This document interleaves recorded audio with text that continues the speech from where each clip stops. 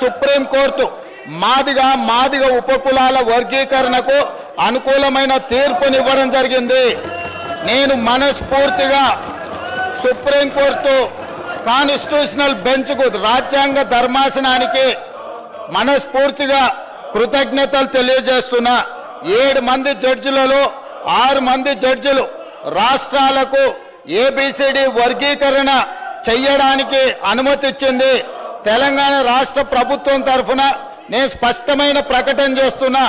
దేశంలోనే అందరికంటే ముందు బాగానే నిలబడి తెలంగాణ రాష్ట్ర ప్రభుత్వం ఏబిసిడి వర్గీకరణ అమలు చేసే బాధ్యత మా మిత్రులు, మా మంత్రివర్గ సహచరులు మేమందరం తీసుకుంటాం.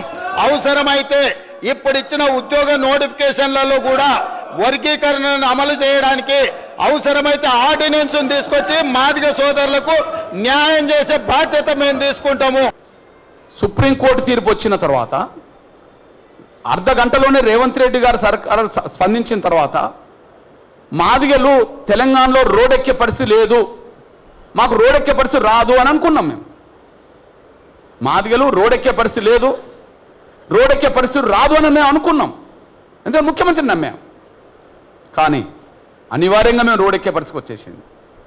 మేము రోడ్డెక్కే పరిస్థితి తీసుకొచ్చింది ఎవరంటే రేవంత్ రెడ్డి గారే.